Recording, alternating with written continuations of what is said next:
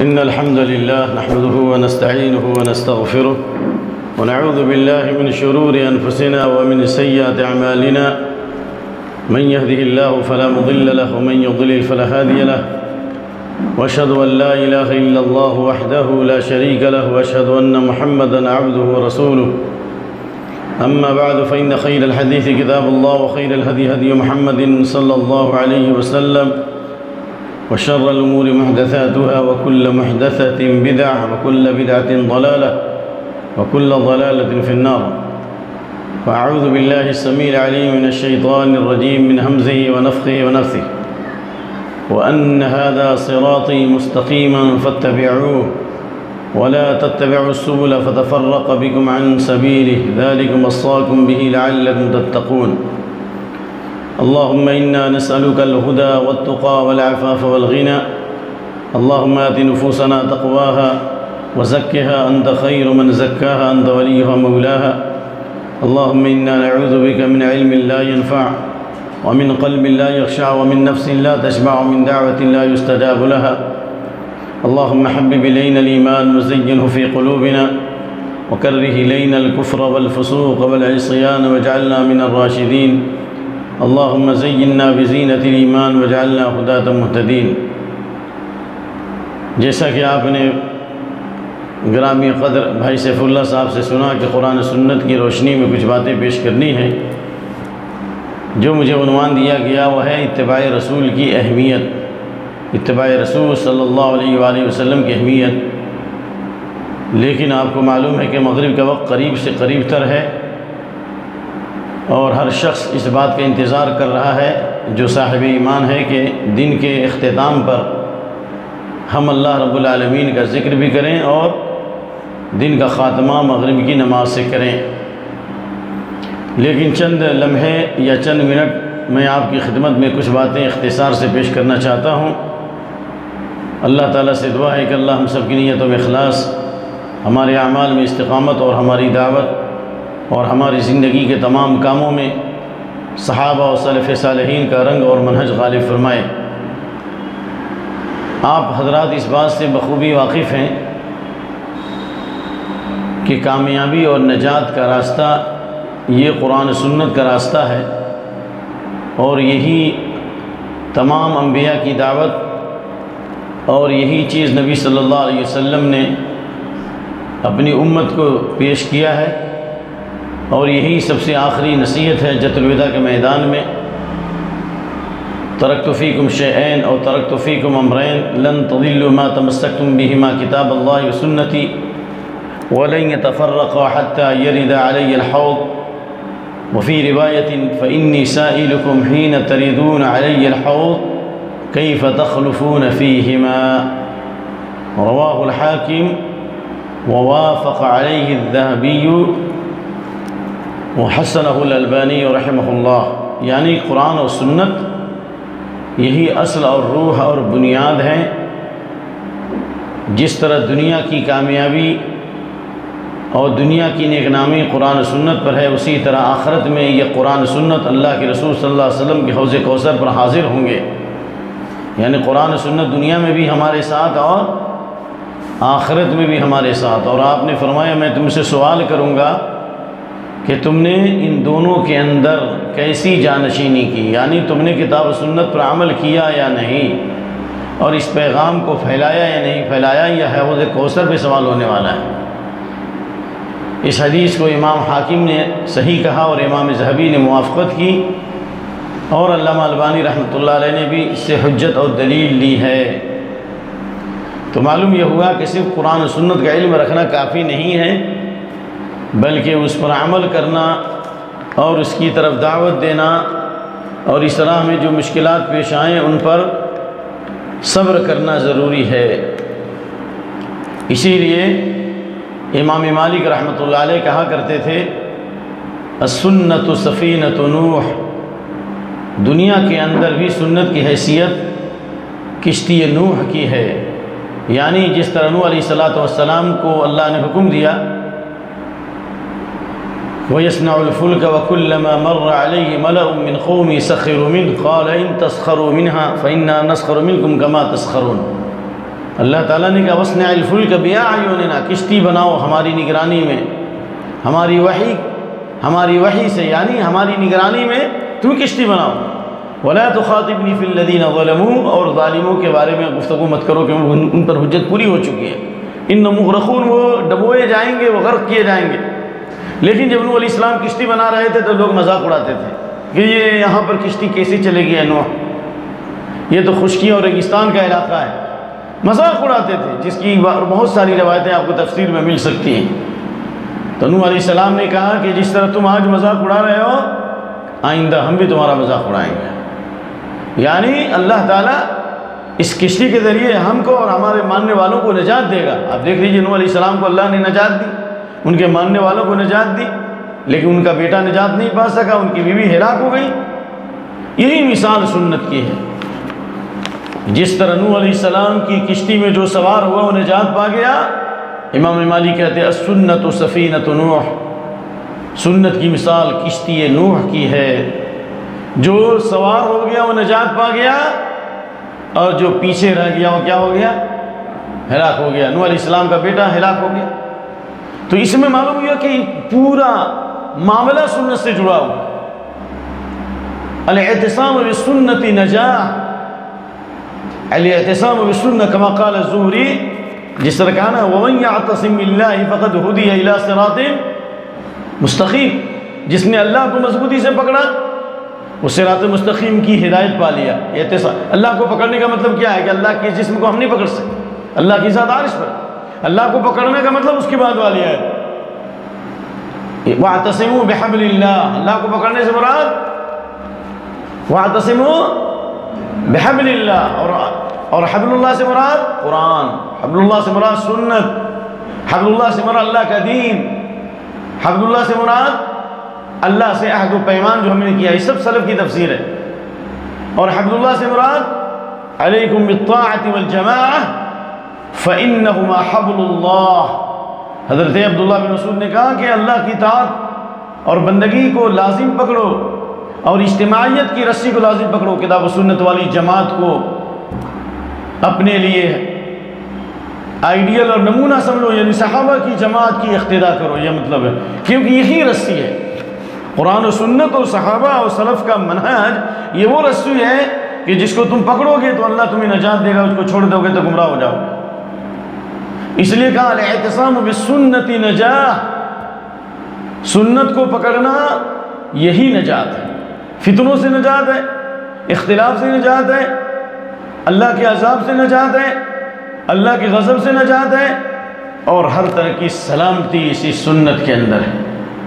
اس لیے عبداللہ دہلوی تابعی جلیل کہتے ہیں اول ذہاب الدین ان اول ذہاب الدین ترک السنہ، دین مٹے گا کس چیز سے؟ سنتوں سے ذریعے سے۔ جیسے جیسے لوگ دین کو چھوڑیں گے، سنت کو چھوڑیں گے، دین مٹتا چلا جائے گا۔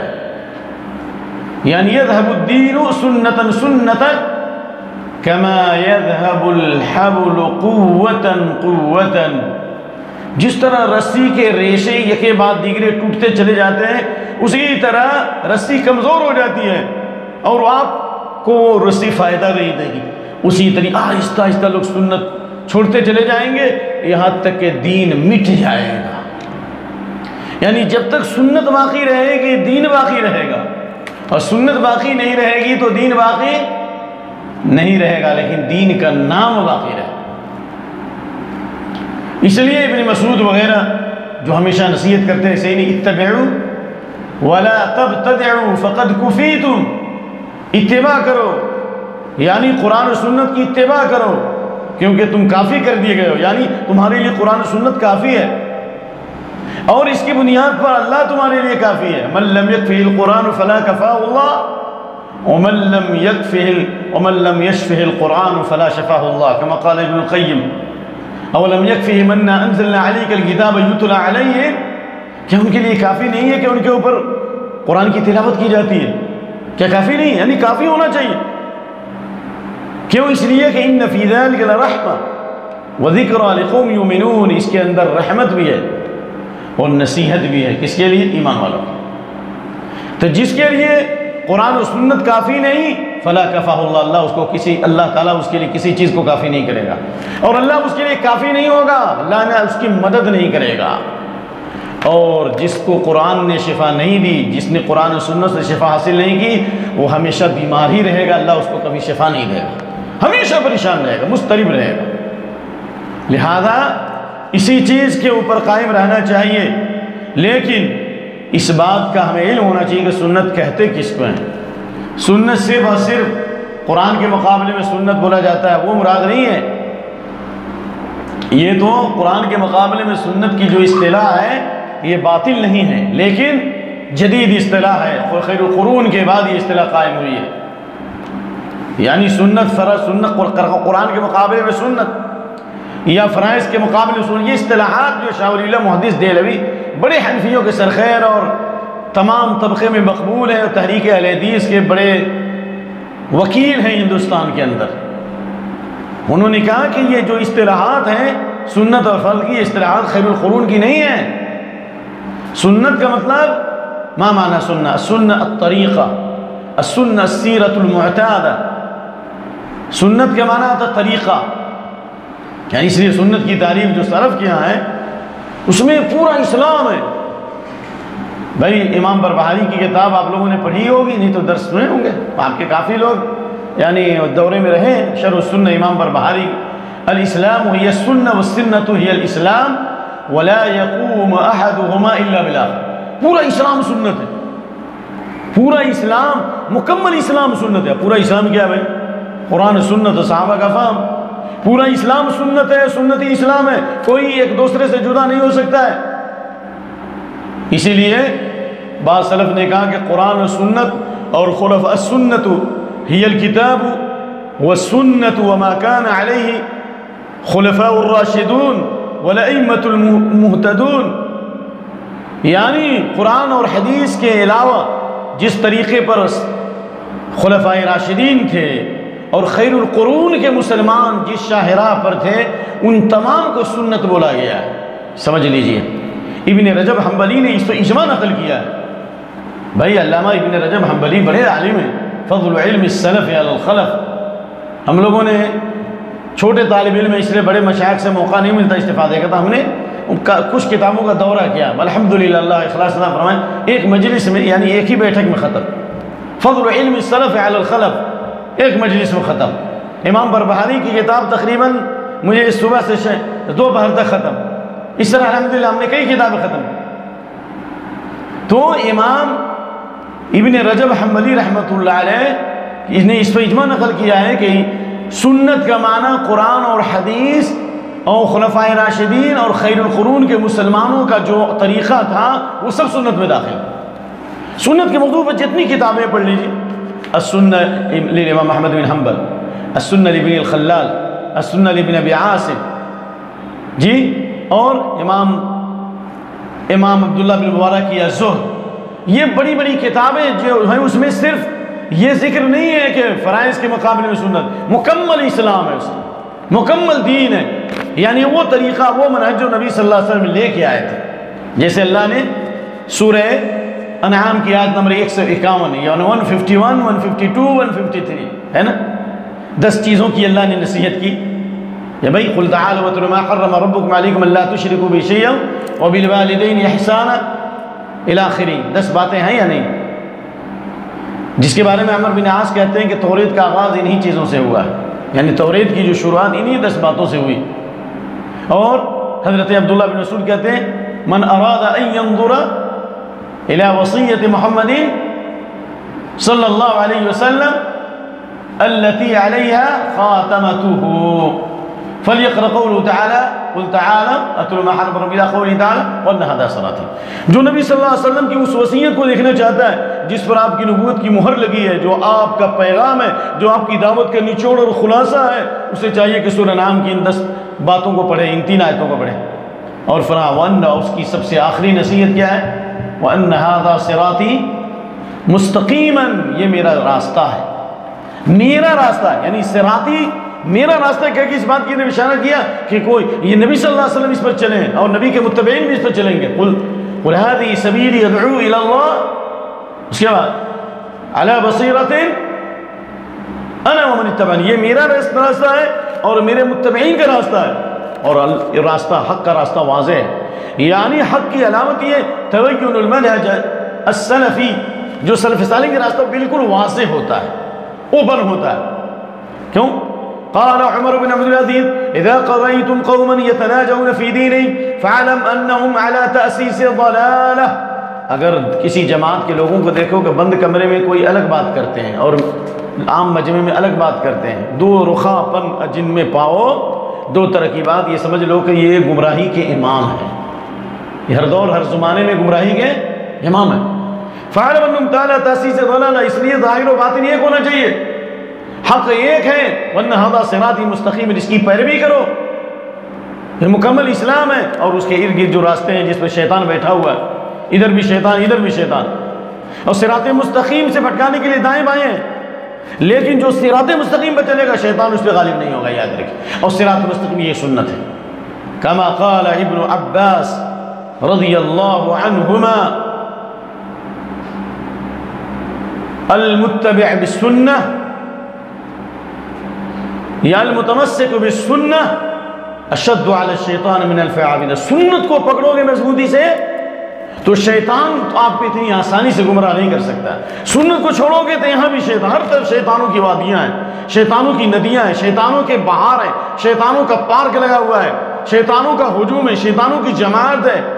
لیکن سنت پر چلو گے تو سنت پہ چلنے والا ایک آدمی شیطان پر 1000 عابدوں سے زیادہ بھاری ہے، یعنی 1000 عبادت گزار جو رات بھر نماز پڑھتے ہیں، دن میں نفلی روزے رکھتے ہیں، شیطان ان کو آسانی سے گمراہ کر سکتا ہے، لیکن جو سنت پہ چلے گا شیطان ان کو آسانی سے گمراہ۔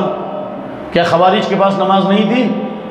کیا معتزلہ کے پاس نماز نہیں تھی؟ باطل فرقوں کے پاس عبادت نہیں تھی؟ بہت زیادہ، لیکن شیطان کے شکار ہوئے کہ نہیں ہوئے؟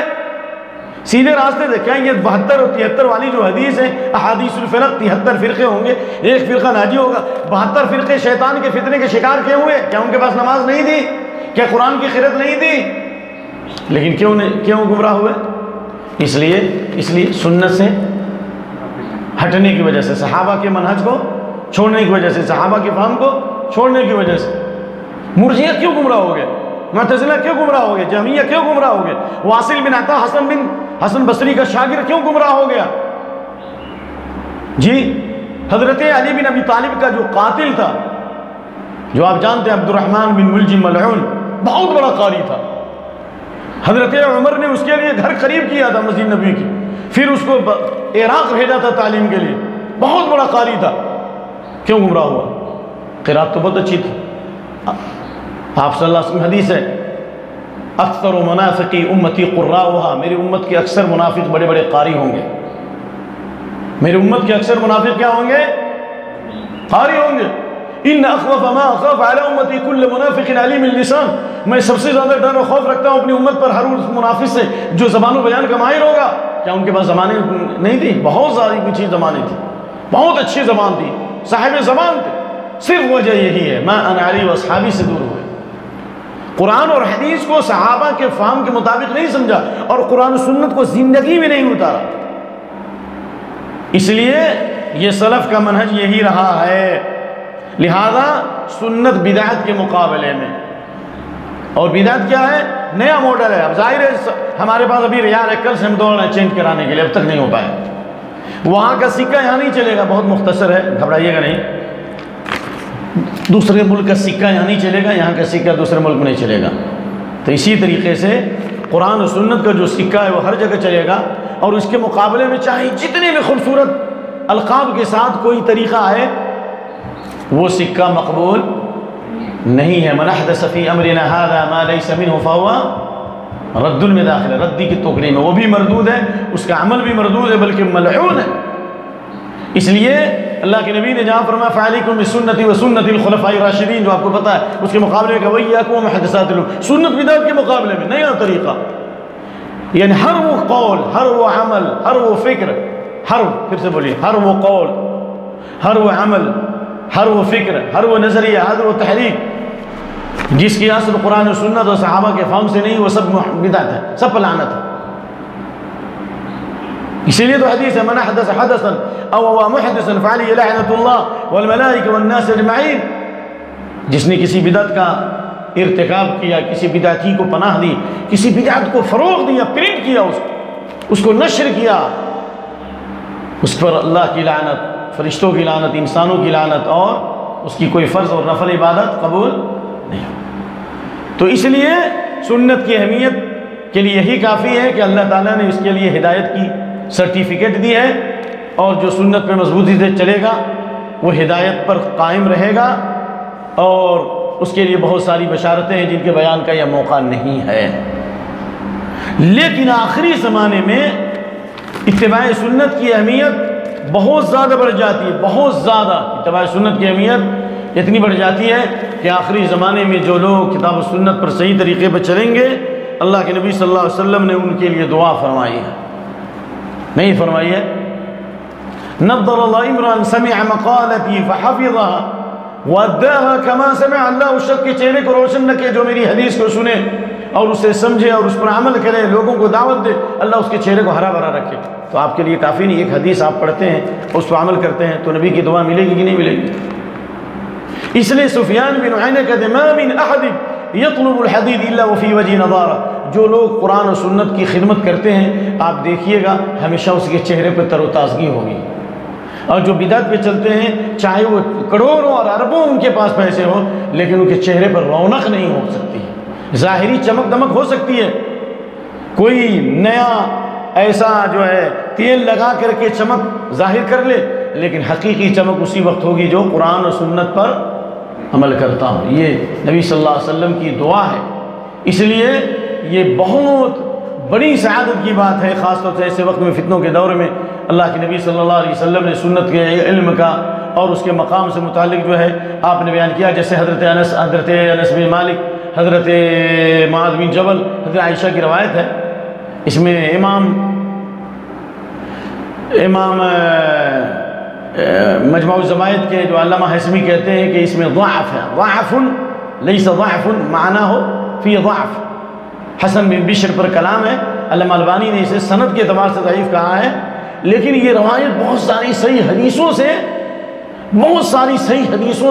اس حدیث کی تائید ہوتی ہے، اس حدیث کی تائید میں بہت ساری حدیثیں ہیں، عتبہ بن غزوان کی روایت ہے، ابو ثعلبہ خشنی کی روایت ہے، اور بہت ساری حدیثیں۔ وہ حدیث جو پیش کر رہا ہوں کہ اگر ہم اور آپ عملی طور پر کتاب و سنت پائیں تو ہمیں کیا ملے گا؟ انتم اليوم على بینۃ من ربکم تأمرون بالمعروف وتنهون عن المنکر وتجاہدون فی سبیل اللہ، انتم على بینۃ من ربکم لم تظہر فیکم سکرتان، سکرۃ الجہل وسکرۃ حب العیش، تم دین متین کی شاہراہ پر ہو، روشن دین پر ہو، اللہ کی حفاظت میں ہو، نگرانی میں ہو، صحیح دین پر ہو، جب تک کہ دو نشہ تمہارے اندر نہ آئے۔ یعنی شراب کا نشہ وقتی طور پہ ہوتا ہے، لیکن یہ نشہ کیا ہے؟ جہالت کا نشہ جب تک نہ آئے، اور جہالت کی بھی دو قسم، ایک جہل مرکب اور جہل بسیط، ایک جاہل ہے اور ایک پڑھ لکھ کر کے جاہل، سمجھ میں آتا کہ نہیں؟ ایک وہ عام جاہل ہے، اور ایک یہ ہے کہ سند یافتہ جاہل، یعنی عالم کے روپ میں جاہل، یعنی عالم ہو لیکن وہ کتاب و سنت کا عالم نہیں، اپنے آپ کو عالم سمجھتا لیکن وہ جاہل ہے کتاب و سنت کا، تو اس کو کیا کہا گیا؟ جہل مرکب کہا گیا۔ یہودیوں کو اللہ نے جاہل کیوں کہا؟ بھئی یہودیوں کو اللہ نے جاہل کہا کہ نہیں کہا؟ یہ آیت نبذ فریق من الذین اوتوا الکتاب کتاب اللہ وراء ظہورہم کأنہم لا یعلمون، جب تک جہالت کا نشہ نہیں ہوگا، جب تک آرام طلبی کا، خوش عیشی کا، تن پروری کا، مال و دولت کا نشہ جب تک نہیں ہے تم حق پر رہو گے، یعنی یہ نشہ آئے گا تم کتاب و سنت سے دور ہو جاؤ گے۔ آج تم بھلائی کا حکم دیتے ہو، برائی سے روکتے ہو، اللہ کی راہ میں قربانیاں پیش کرتے ہو، لیکن ایک زمانہ آئے گا کہ لوگوں کے اوپر یہ نشہ طاری ہو جائے گا، لوگ دین سے دور ہو جائیں گے، نہ توحید کی دعوت دیں گے، میں نے توحید کی دعوت، امر بالمعروف اس توحید و سنت کی دعوت ہے، نہ توحید کی دعوت دیں گے، نہ سنت کی دعوت دیں گے، نہ بدعت سے لوگوں کو روکیں گے، نہ شرک سے روکیں گے، دنیا کے نشے میں گرفتار ہو جائیں گے۔ ایسے وقت میں القائلون یومئذ بالکتاب والسنہ مثل المہاجرین مثل السابقین الاولین من المہاجرین، وفی روایہ القائلون یومئذ بالکتاب والسنہ کأجر 50 صدیقا قالوا منا ومن قالوا منکم، اللہ اکبر۔ یعنی ایک مسئلے میں کہ کتاب و سنت پر ثابت قدم رہیں گے، پوری دنیا میں اکیلے حق پر کیوں نہیں ہیں؟ ہمیں سارے اسباب نہیں ہیں، کچھ بھی نہیں، لیکن ہم عملی طور پر کتاب و سنت پہ قائم ہیں، دین کو اپنی زندگی میں اتارا ہے، تو اللہ کے نبی نے فرمایا صلی اللہ علیہ وسلم 50 لوگوں کا ثواب ملے گا، یا مہاجرین اور انصار کا ثواب ملے گا۔ مہاجرین اور انصار کی جماعت میں، یعنی جو قرآن کی آیت جو پڑھی جاتی ہے والسابقون الاولون من المہاجرین والذین اتبعوہم بإحسان، سابقین اولین مہاجرین اور انصار کے نقش قدم پر چلنے والے، اللہ ان سے راضی ہو گیا، وہ بھی اللہ سے راضی ہو گئے، اس جماعت میں شمار ہوگا جنہوں نے ابھی قیامت تک پیروی کی۔ اس آیت سے بھی تائید ہوتی ہے کہ اگر ہم نے اور آپ نے پیروی کی تو مہاجرین اور انصار کی جماعت کے قریب ہوں گے، ان کے ساتھ ہمارا حشر ہوگا۔ کیا یہ سعادت نہیں ہے؟ یا بعض روایت میں 50 صحابہ کا اجر ملے گا۔ اس سے مراد اس ایک مسئلے میں، مصیبتوں پر صبر کرنے میں، آخری زمانے میں فتنوں کے وقت میں دین پر ثابت قدم رہنے میں یہ ثواب ملے گا۔ جس طرح حدیث مسلم شریف العبادت فی الحرج فی الحج فی الحج حجر، العبادت فی الحرج کا ہجرت الیہ، قتل و غارت گری اور فتنوں کے ماحول میں جو عبادت کرے گا، عبادت اللہ کی بندگی کرے گا، ثابت قدم رہے گا، میری طرف ہجرت کا ثواب ملے گا، میری طرف۔ حدیث مسلم شریف۔ تو یہ ساری حدیثیں اور یہ سارے آثار اس بات کی طرف رہنمائی کرتے ہیں کہ ہم کو اور آپ کو سنت پر چلنے میں محنت کرنی چاہیے۔ بغیر محنت کے ہم سنت میں نہیں چل سکتے، بغیر محنت کے اولاد نہیں ہوتی، بغیر محنت کے روزی نہیں ملتی۔ تو جنت کی راہ، مشکلات کی راہ، حجبت الجنت بالمکارہ وحجبت الجنہ بالشہوات، جنت کا راستہ مشقتوں کا راستہ ہے اور جہنم کا راستہ خواہشات کا راستہ ہے۔ تو تمناؤں اور آرزوؤں سے نہیں ہو سکتا۔ اس لیے امام اوزاعی کا یہ کلام ابن تیمیہ نے بھی نقل کیا اور بہت مشہور بات ہے، خمس کان علیہ اصحاب رسول اللہ، 5 چیزیں ایسی تھی جس میں صحابہ کا کوئی اختلاف نہیں تھا، 5 چیزیں ایسی تھی جن پر صحابہ قائم تھے۔ نمبر ایک اتباع السنہ، صحابہ اتباع سنت کے مقابلے میں کسی چیز کو اہمیت نہیں دیتے تھے۔ یا ایھا الذین آمنوا لا تقدموا بین یدی اللہ ورسولہ کے نزول کے بعد جناب حضرت عمر نے اپنی آواز کو پست کر لی۔ اس آیت کریمہ کے نزول کے بعد ایک صحابی ہیں جو بیمار پڑ گئے اور انہوں نے سمجھا ثابت بن قیس بن شماس کے میرے اعمال ضائع ہو گئے، اس ڈر سے کہ اللہ نے تنبیہ کی ہے کہ نبی کی آواز پر اپنی آواز بلند مت کرو ورنہ تمہارے اعمال ضائع ہو جائیں گے۔ اللہ اکبر۔ بخاری وغیرہ کی روایت ہے کہ ابو بکر و عمر کو تنبیہ ہوگی، قید الخیران ان یہلکا، بخاری کے الفاظ ہیں، قریب تھا کہ ابو بکر و عمر ہلاک ہو جائیں۔ کیوں؟ صرف ایک مرتبہ ان کی آواز بلند ہو گئی تھی اللہ کے نبی کی خدمت میں، تو ان کے لیے اتنی بڑی وعید ہے، اور ہمارا اور آپ۔ اس لیے صحابہ اتباع سنت پہ قائم تھے۔ نمبر 2، مسجدوں کو آباد کرتے تھے۔ کیا حال ہے؟ ہم مسجدوں کے اندر جماعت سے نماز پڑھنا چاہتے ہیں یا ہم نے اور آپ نے مسجدوں کو چھوڑ دیا ہے؟ جو اہل بدعت ہیں یا جہاں سنت کے مطابق نماز نہیں ہوتی ہے ایک الگ مسئلہ، لیکن جہاں سنت کے مطابق نماز ہوتی ہے ہمیں کوشش کرنی چاہیے جماعت سے نماز پڑھنے کی۔ اسے سلف کا قول ہے کہ جس آدمی کو تم مسجد میں نہیں پاؤ جماعت کی نماز میں، اس سے ہاتھ دھو لو۔ ہاتھ دھونے کا کیا مطلب؟ اس سے کوئی خیر کی امید نہیں ہے۔ نمبر 3، تلاوت القرآن۔ قرآن کی تلاوت آپ کتنا کرتے ہیں؟ کم سے کم 1 پارہ تو پڑھیں، آدھا پارہ تو پڑھیں بھائی، ہر فرض نماز سے پہلے اور ہر فرض نماز کے بعد، صبح کے بعد، سوتے وقت۔ بہت آسانی سے ہم مہینے میں قرآن ختم کر سکتے ہیں، بلکہ 15 دن میں قرآن ختم کر سکتے ہیں۔ میں دیکھتا ہوں ایسے لوگوں کو حافظ نہیں ہے لیکن محکمہ میں ہوتے ہیں، ڈیوٹی کے وقت میں وقت ملتا ہے، 1 دن میں 5 پارے آسانی سے پڑھتے ہیں قرآن۔ حافظ نہیں ہے وہ، غیر حافظ۔ صحابہ کے منہج میں خصوصیت یہ ہے، نمبر 1 کہ لزوم الجماع، جماعت کو لازم پکڑنا۔ نمبر 2 اتباع سنت۔ نمبر 3 مسجدوں کو آباد کرنا۔ نمبر 4 قرآن کی تلاوت۔ اور نمبر 5 اللہ کی راہ میں جہاد۔ اور یہ جہاد قتال کے معنی ہی میں نہیں، یہ آخری شکل ہے، یعنی اللہ کی راہ میں قربانیاں دینا، اسلام پر جو حملے ان کا جواب دینا، زبان سے، قلم سے، یعنی جو بھی اسلام کے خلاف سازشیں ہو رہی ہیں ان کا ہم جواب دیں۔ یہ صحابہ کی منہج کی خصوصیت ہے۔ کیا ہے بھائی؟ کون گنائے گا؟ نمبر 1 الجماع، اجتماعیت کی، کتاب و سنت والی جماعت کو لازم پکڑنا۔ نمبر 2 جی اتباع السنہ۔ نمبر 3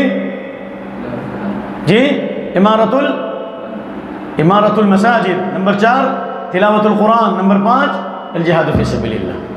یہ 5 خصوصیات ایسی ہیں کہ اگر ہمارے اندر ان کا جذبہ ہے اور اس پر عمل کرنے کی فکر ہے تو ہم صحیح ہیں۔ شیخ الاسلام ابن تیمیہ کہتے ہیں فَكُلُّ مَنِ اتَّبَعَ الرَّسُولَ صلی اللہ فَاللَّهُ كَافِيهُ وَهَادِيهُ وَنَاصِرُهُ وَرَازِقُهُ، جس نے کتاب و سنت کی اتباع کی تو اللہ اس کے لیے کافی ہوگا، نمبر 1 اللہ اس کو ہدایت دے گا، نمبر 3 اللہ اس کی مدد کرے گا، نمبر 4 اللہ اس کو پاک اور حلال روزی دے گا۔ یہ ابن تیمیہ کی اپنی بات نہیں ہے جی۔ اور ابن قیم کیا کہتے ہیں فمن صاحب الکتاب والسنہ وتغرب عن نفسه وعن الخلق وهاجر بقلبه الى الله فهو الصادق المصیب، جس نے کتاب و سنت کو لازم پکڑا اور نفس کی پیروی سے آزاد رہا، خواہشات کی پیروی سے آزاد رہا، مخلوق سے بے نیاز ہوا۔ یہ نہیں کہ فلاں صاحب کیا کہیں گے، اللہ کو راضی کرنے کی کوشش کی، چاہے ساری مخلوق ناراض ہو جائے، اور اپنے دل کو اللہ کی طرف لوٹایا اور اپنے دل کے ساتھ ہجرت کی، تمام گناہوں سے توبہ کر کے اللہ کی طرف رجوع ہوا، فهو الصادق، والصادقین میں اس کا شمار، المصیب اللہ اس کو حق اور ثواب پر استقامت نصیب کرے گا۔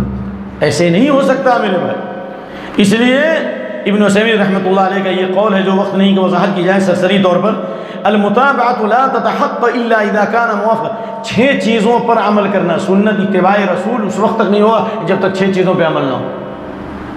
6 چیزوں پر جب تک عمل نہیں ہے ہم اتباع رسول نہیں کر سکتے۔ نمبر 1 السبب، سنت کی پیروی سبب میں، کیا مطلب ہوا، جس سبب سے جو کام نبی نے کیا ہم کو وہ کرنا ہے۔ مثال کے طور پر آپ صلی اللہ علیہ وسلم نے 2 نمازوں کو جمع کیا ہے، کب بھائی؟ بہت زیادہ بارش ہونے پر یا سفر میں ضرورت کے۔ اب اگر عام حالات میں اگر 2 نمازوں کو جمع کرتا ہے تو سنت کی پیروی نہیں۔ اللہ کے نبی نے نماز کو قصر کیا 2 رکعت کا سفر میں، اب یہاں پہ اگر قصر کرتا ہے تو وہ نماز نہیں ہوگی۔ اسی طریقے سے جنس میں، جنس کا مطلب کیا ہوا، یعنی جو چیز نبی نے کیا ہے اس میں چینجنگ نہیں کرنا۔ مثال آپ صلی اللہ علیہ وسلم نے زکوٰۃ الفطر کیا دیا، یعنی غلہ دیا، اب اگر کوئی کہے کہ نہیں ہم پیسہ دیں گے تو یہ سنت کی پیروی نہیں بلکہ سنت کی مخالفت ہوگی۔ جنس میں بھی اس کی پیروی ضروری ہے۔ طعام کا لفظ ہے، حدیثیں بے شمار ہیں، کوئی بھی علامہ زمان بن کر کے جو چاہے مضمون لکھ لے، کچھ کر لے، لیکن وہ منزل تک پہنچنے والا نہیں ہے۔ اصل طعام کا لفظ ہے، بخاری مسلم کی روایات ہے نا۔ تو اگر اس کے مقابلے میں کوئی اگر پیسہ دیتا ہے تو وہ جنس پہ عمل نہیں بلکہ حدیث کی مخالفت ہے۔ نمبر 3 میں گنا رہا ہوں صرف، نمبر 3 مقدار میں، مثال کے طور پر ابھی عصر کے بعد مغرب کی کتنی رکعت ہے، لیکن کوئی کہے کہ ہم 4 پڑھیں گے تو 3 کی جگہ 4 پڑھیں، یا 1 رکوع کی جگہ 2 رکوع کریں اور 2 سجدے کی جگہ 1 سجدہ کرے تو اس کی نماز ہوگی۔ تو جتنی مقدار میں نبی نے جو کام کیا اتنی بار کرنا ہے۔ آپ نے صبح شام کی دعائیں ہر فرض نماز کے بعد آپ نے کہا آیت الکرسی 1 مرتبہ پڑھنے کے لیے، 3 کل 1 بار، اب کوئی کہے 3 بار پڑھے تو وہ سنت کی مخالفت ہو، یاد رکھیں۔ سمجھ میں آ گئی بات؟ مقدار کے اندر، اسی طریقے سے کیفیت میں، کیفیت میں جس کیفیت کے ساتھ نبی نے وضو فرمایا تو کیسے وضو کیا، پہلے اپنے ہاتھ کو دھویا یا پہلے اپنے سر کو دھویا، ہاتھ کو۔ اب اگر کوئی کہے کہ ہم وضو کریں گے تو پہلے دونوں پاؤں کو دھوئیں گے، اس کے بعد کلی کریں گے، سب سے آخری میں ہاتھ دھوئیں گے، تو اس کا وضو صحیح ہوگا؟